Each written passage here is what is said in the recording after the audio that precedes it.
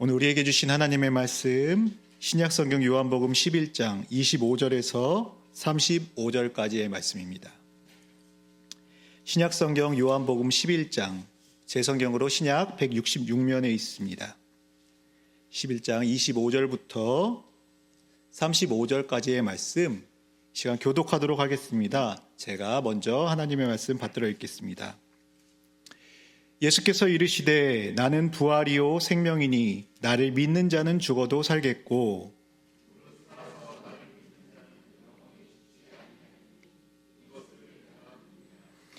이르되 주여 그러하이다. 주는 그리스도시요 세상에 오시는 하나님의 아들이신 줄 내가 믿나이다.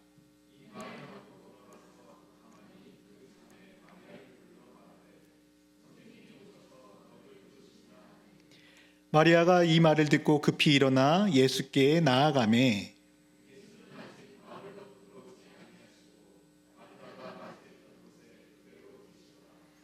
마리아와 함께 집에 있어 위로하던 유대인들은 그가 급히 일어나 나가는 것을 보고 곡하러 무덤에 가는 줄로 생각하고 따라가더니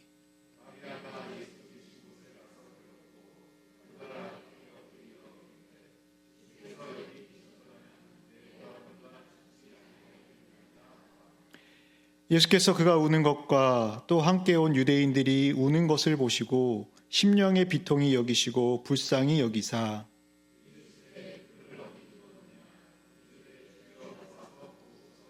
함께 읽겠습니다. 예수께서 눈물을 흘리시더라. 아멘.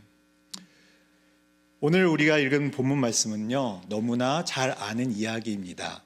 지난 주일에도 문혜영 목사님께서 이 본문 말씀을 가지고 하나님의 귀한 말씀 나누어 주셨죠. 다들 기억하고 계시죠? 네. 한 주간 5일이라는 시간 동안에 또 우리가 가물가물해졌지만 오늘도 이 말씀을 가지고 어쩌면 부활절의 단골 본문이기도 한 이 말씀을 가지고 조금 다른 시각으로 접근해 봤으면 좋겠습니다. 우리를 향한 그 주님의 마음 알아가는 귀한 시간 되길 소망합니다. 아버지의 눈물이라는 이야기가 있습니다. 아버지가 하루는 아들을 향하여 이렇게 말합니다. 어디서 난 옷이냐? 사실대로 말해보아라 라고 말합니다. 왜 그러냐면 아들이 입고 있는 그 고급 브랜드의 옷이요, 아버지의 형편으로는 사줄 수 없었기 때문입니다.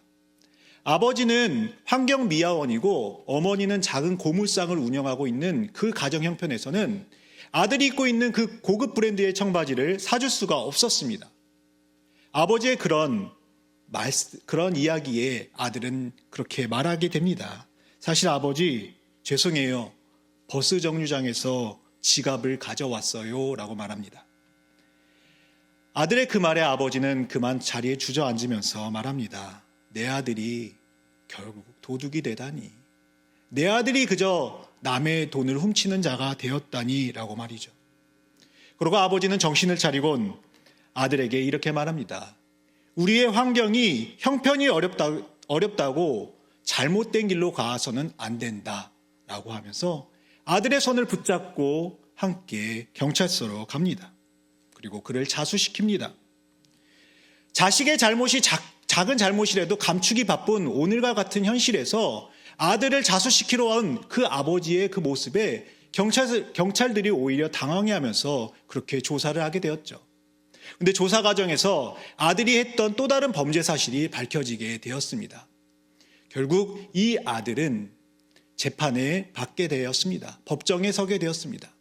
그런데 이 일로 인하여서 아버지는 자신의 그 형편, 그 훔칠 수밖에 없던 아들의 그 마음에 괴로워하면서 그만 병에 걸려 사망하게 됩니다.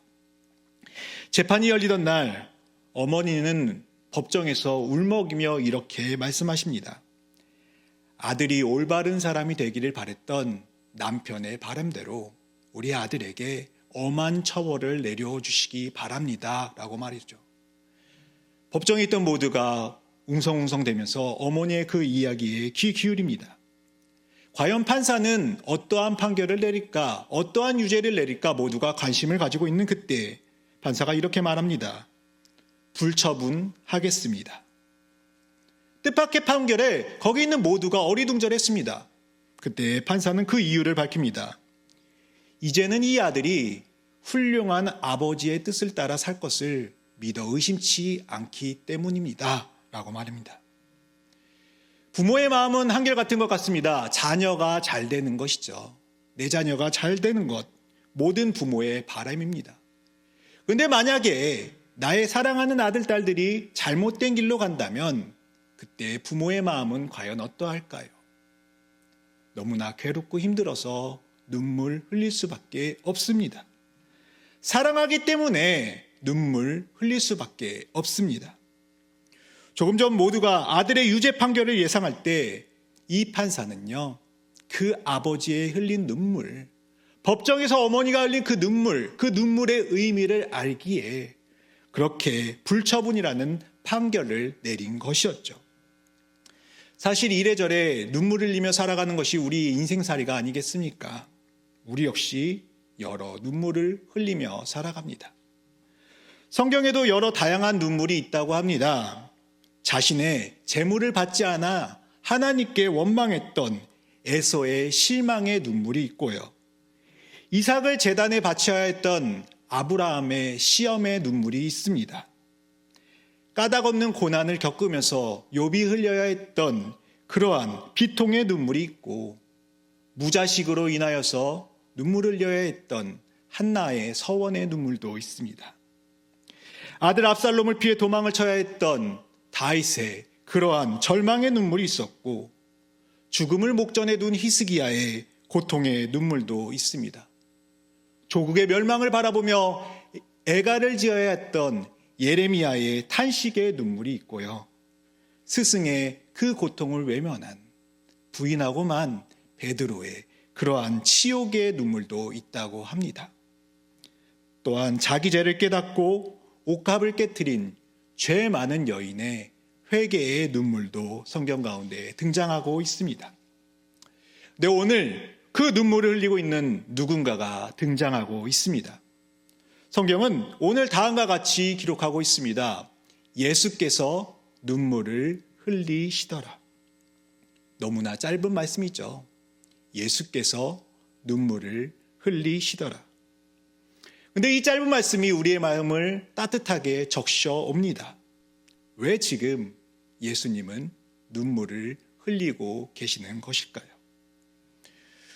무화과 나무가 많은 작은 마을 베다니, 그곳에는요, 세 남매가 살고 있었습니다. 바로 나사로, 마르다, 마리아, 이 세 남매죠. 요한복음 11장 5절을 보면 예수께서 본래 마르다와 그 동생과 나사로를 사랑하셨다라고 기록하고 있습니다. 평소에도 예수님은 이 베다니의 세 남매와 교류하시면서 애정과 친근함을 가지고 있었던 것이 분명합니다. 특히 마리아는 어떤 사람입니까? 일곱 귀신 들린 자기를 예수님이 고쳐주자 이제 주님께 나의 모든 것을 드리기로 헌신했던 사람이 바로 마리아입니다. 자신의 소유를 팔아 예수 그리스도의 그 모든 사역에 힘썼던 자가 바로 셋째 마리아입니다.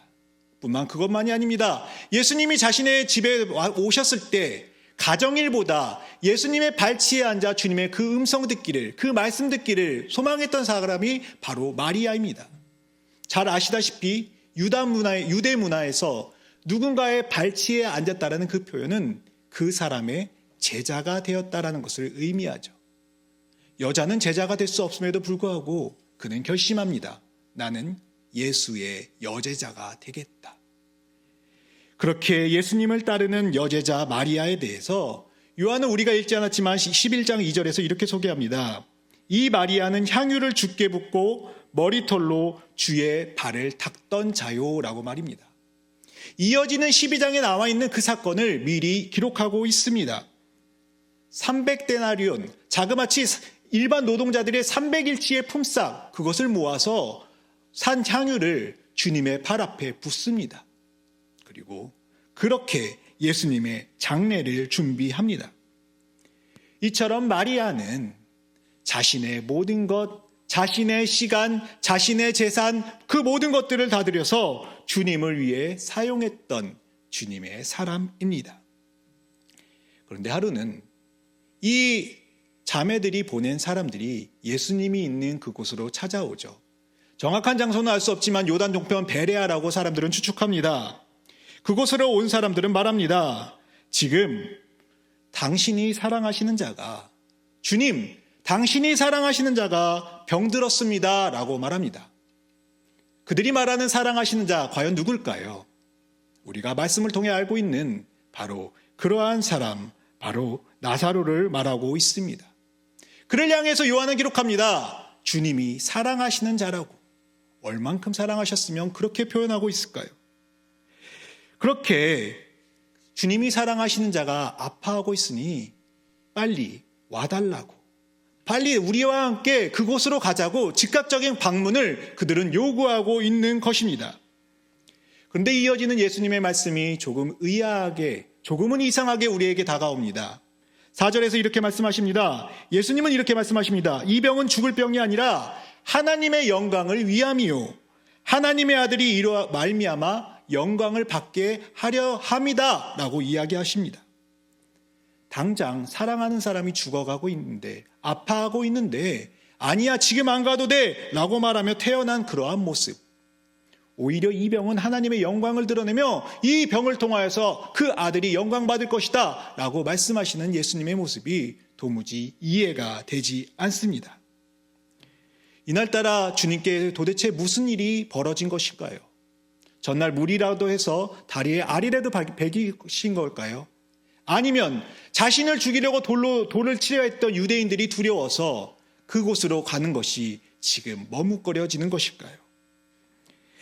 이상하게도 주님은 바로 가지 않으십니다. 그렇게 이틀을 더 유했다고 요한은 기록하죠. 여러분은 그러한 주님이 이해가 되십니까? 내가 사랑하는 자가 아파하고 있습니다. 내가 사랑하는 자가 죽어가고 있습니다. 주님의 뜻이 있겠지, 주님이 언젠가 오시겠지라고 하면서 태어날 수가 있겠습니까? 괜찮을 거야 하면서 스스로 안도할 수 있겠습니까? 아닙니다. 우리는 이렇게 말할 것입니다. 아닙니다, 주님, 지금 당장이요. 아닙니다, 주님, 지금 바로요 라고 외칠 수밖에 없습니다. 그렇게 모두가 기다리고 있는 그 순간 속에 예수님은 마침내 그들이 있는 베다니에 오십니다. 그러나 성경은 17절에서 이렇게 기록하고 있습니다. 예수께서 와서 보시니 나사로가 무덤에 있은지 이미 나으리라 라고 말입니다. 예수님이 도착하니까 이미 나사로의 시신은 썩어가고 있습니다. 그 시체 썩은 냄새가 무덤 주위에 가득합니다. 만약에 예수님이 곧장 그들이 보냈던 사람들을 따라갔다면 어떠한 일이 벌어졌겠습니까? 분명 예수님은 그들을 치료하셨을 것입니다. 나사로를 살리실 수가 있었을 것입니다. 두 자매의 기대처럼 말이죠. 마르다와 마리아가 왜 사람들을 보냈겠습니까? 주님이시라면 그러한 기대가 있었기 때문이죠.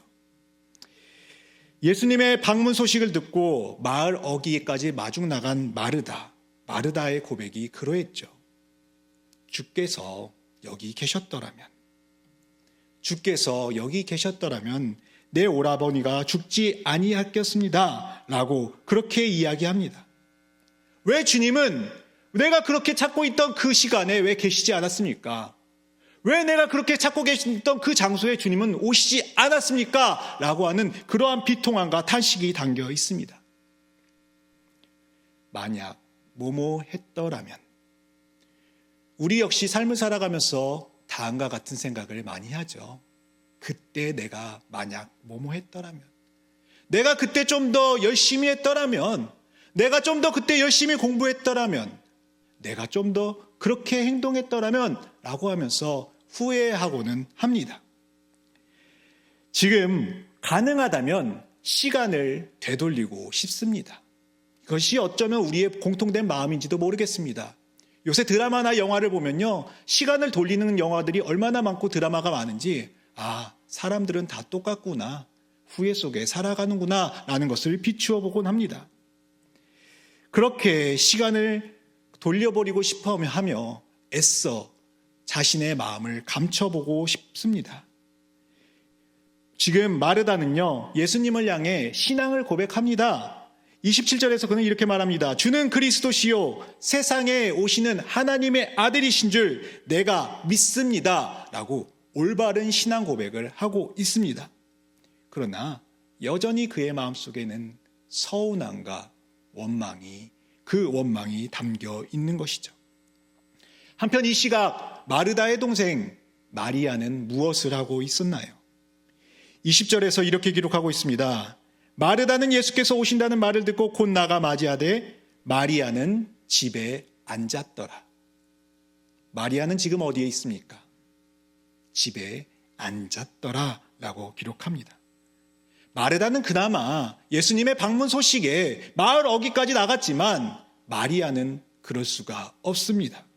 여전히 집에 머물고 있고 집 밖으로 나갈 생각을 하지 않습니다. 집 안에 그렇게 갇혀 있는 채 그곳을 벗어나려 하지 않는 그러한 절망과 좌절이 이 여인 앞에 보입니다. 방 안에 갇혀 있는 그녀의 모습을 보며 때로는 우리의 모습, 나의 믿음을 바라볼 때가 있습니다. 신앙생활을 하다 보면요, 하나님께 단단히 삐질 때가 있습니다. 여러분들은 그러지 않으시죠? 하나님께 삐지지 않으시죠? 남편한테만 삐지고 아내한테만 삐지잖아요. 근데 신앙생활을 하다 보면 저도 모르게 하나님께 대해 삐질 때가 많이 있습니다. 하나님, 왜요? 저 사람은 그렇게 해주셨으면서, 성경의 그 인물에게는 그렇게 해주셨으면서 하나님 왜요? 왜 차별하십니까? 하나님 역사하신다고 하셨는데 왜 나를 통해서는 역사하기 싫어하십니까? 라고 하며 하나님께 삐지곤 합니다. 그 삐짐이 심한 사람들은 뭐라고 이야기합니까? 하나님, 나는 당신을 믿을 수가 없습니다. 하나님이 계시다면 과연 그런 일들이 어떻게 벌어질 수 있습니까? 라고 하며 나는 당신을 믿을 수 없으니 당신께 돌아서겠습니다. 라고 하면서 뒤돌아 등 돌려버리는 것이죠. 그렇게 주님을 떠나갑니다. 그렇게 주님을 향해 등 돌립니다. 모든 것이 주님의 잘못이라고 말하면서 그렇게 말입니다. 어쩌면 그것이 지금 마리아와 마르다를 포함한 그곳에 있던 그들을 위로하던 유대인들의 생각인지도 모르겠습니다. 주님 때문이야. 주님 때문이야. 그러면서 그들의 마음속에서는 이런 고백이 있을지 모릅니다.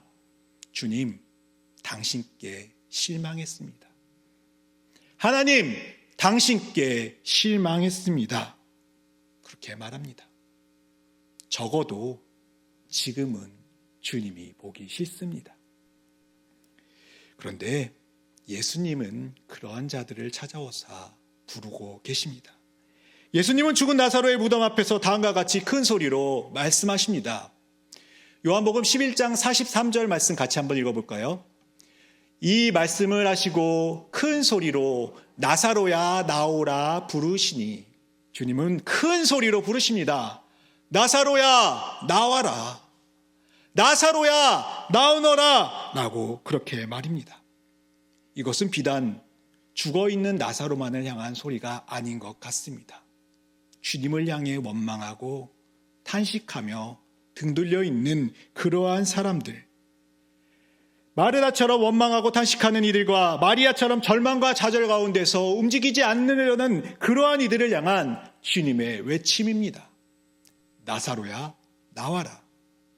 마르다야 너도 나와라. 마리아야 너도 나와라. 그리고 그 가운데 우리의 이름도 있습니다. 평강아 나와라. 주님은 나의 마음을, 제 마음을 모르시는 것이라 생각할 때가 많이 있었습니다. 그런데 사실은 우리가 주님의 마음을 몰랐습니다. 아니, 알려하지도 않았습니다. 왜냐하면 주님의 뜻은 나에게 그렇게 중요하지 않거든요. 하나님, 내 뜻이 중요합니다. 내 마음이 중요합니다. 라고 하면서 주님의 마음에 관심이 없어 그저 원망하고 주저앉아 있어야만 했던 우리들의 모습. 그런데 하나님이요, 그 흑암 가운데 찾아오사 우리를 부르고 계십니다. 이제 그만 나오라고. 사랑하는 여러분, 요한이 기록하고 있는 우리 주님은 과연 어떠한 주님이십니까? 우리가 잘 아는 말씀이죠. 요한복음 11장 25절과 26절 말씀, 예수께서 이르시되 나는 부활이요 생명이니 나를 믿는 자는 죽어도 살겠고 무릇 살아서 나를 믿는 자는 영원히 죽지 아니하리니 이것을 내가 믿느냐? 너는 이것을 믿니? 라고 하시며 주님은 분명하게 자신이 부활이자 생명이심을 선포하십니다. 그렇습니다. 우리 주님은 부활이시고 생명이십니다. 그분은 사망을 이기시고 꺾으신 분이십니다. 그리고 우리에게 영생을 누리게 하시고 영생을 이미 허락하신 분이십니다.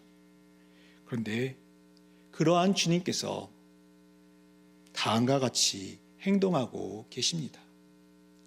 예수께서 눈물을 흘리시더라.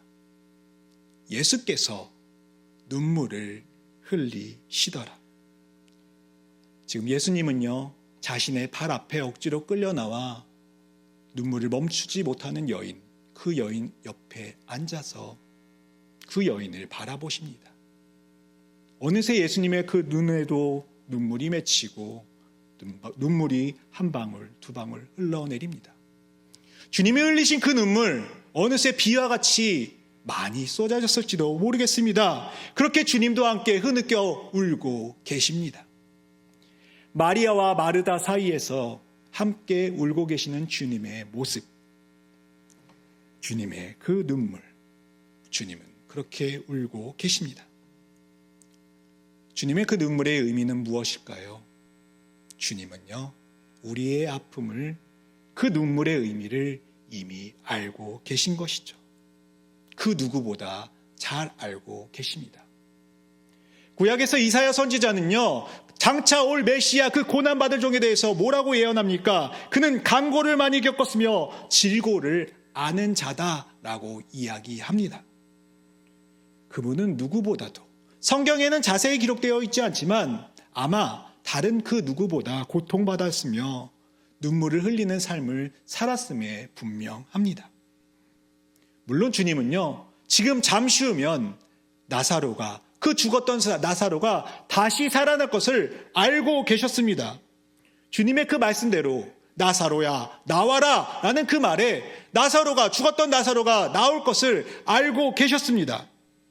그럼에도 우리 주님은 여인의 그 눈물의 의미를 아시기에, 그들을 이해하시고 그들을 사랑하시기에 함께 눈물 흘리십니다.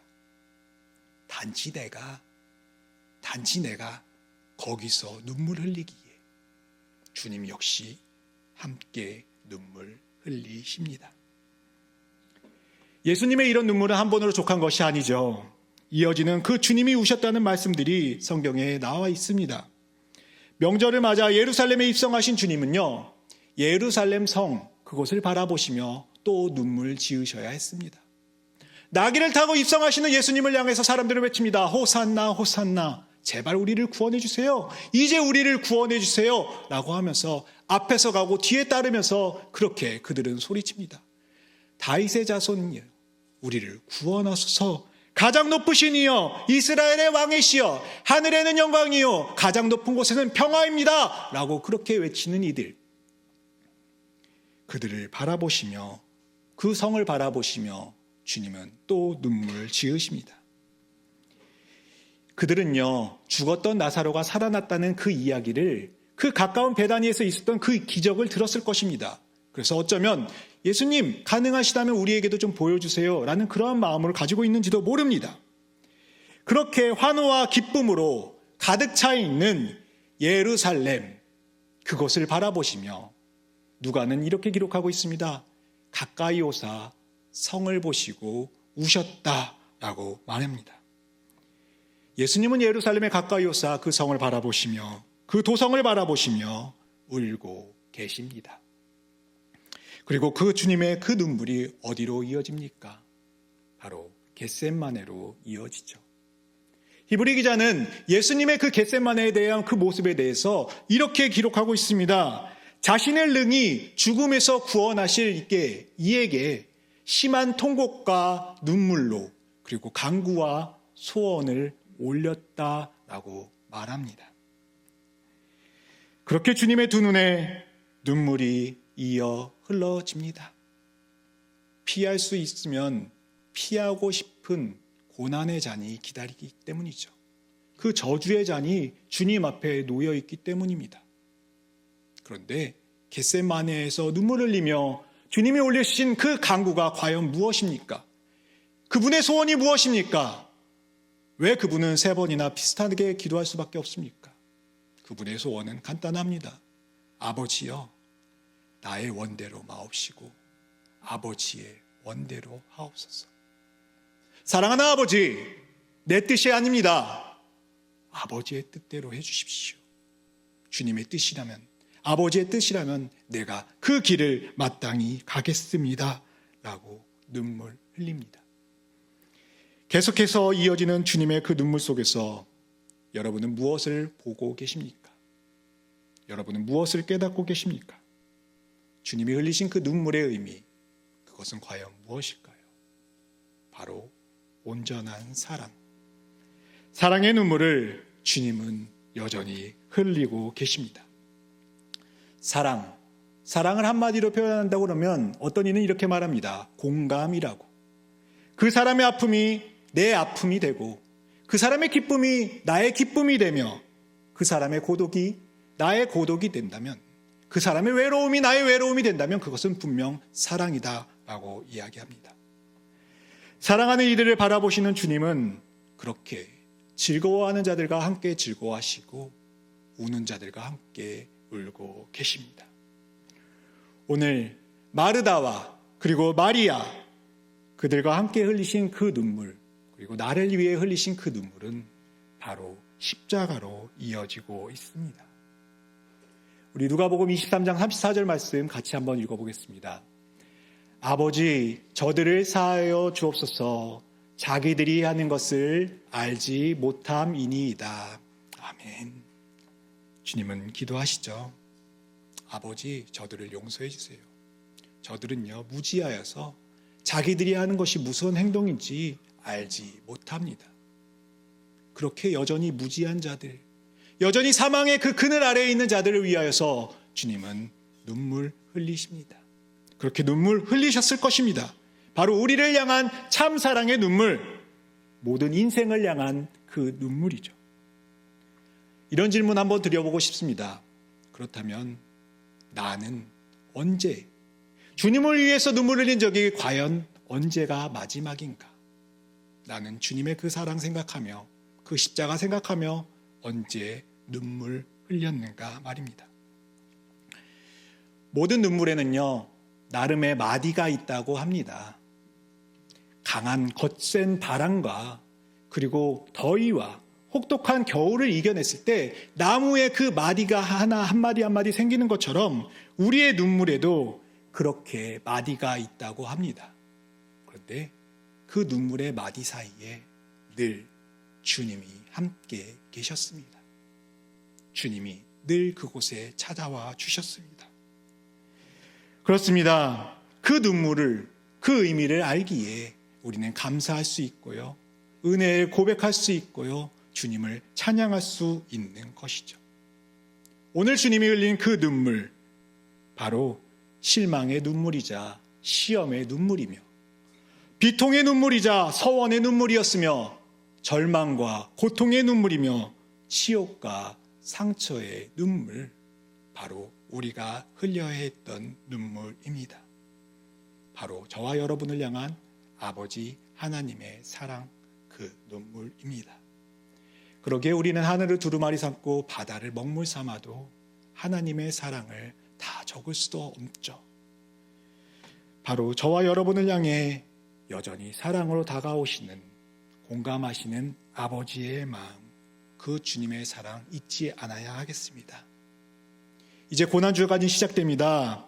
예수님의 마지막 생애, 그 공생의 그 한 주를 우리가 생각하는 시간입니다. 이 시간을 통하여서 어느새 메말라 버려 있던 우리의 두 눈에 주님을 향한 그 눈물이 흘릴 수 있길 소망합니다.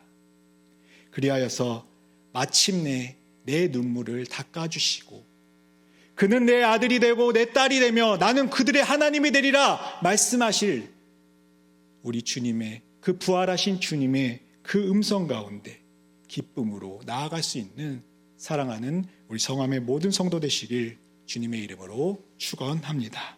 아멘.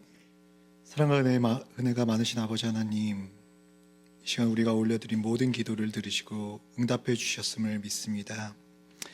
하늘에 속한 신령한 복을 우리에게 주셨으니 거저 주신 그 주님의 은혜에 영광을 찬송하는 저희 모두가 되게 하옵소서. 나의 눈물을 아시는 주님, 단지 내가 울고 있기에 주님은 함께 우십니다. 하지만 주님께 삐져버린 우리는 주님의 눈물 외면할 때가 너무나 많이 있었습니다.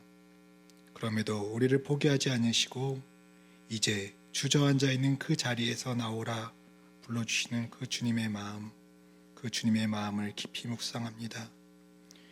우리를 위해 흐르는 주님의 눈물, 그 사랑의 의미 기억하며 우리도 그 사랑 고백할 수 있는 또 고난주간 될 수 있도록 주님 주장하여 주시옵소서. 자기 사람들을 사랑하실 때 끝까지 사랑하신 우리 주 예수 그리스도의 이름 받들어 기도드립니다. 아멘.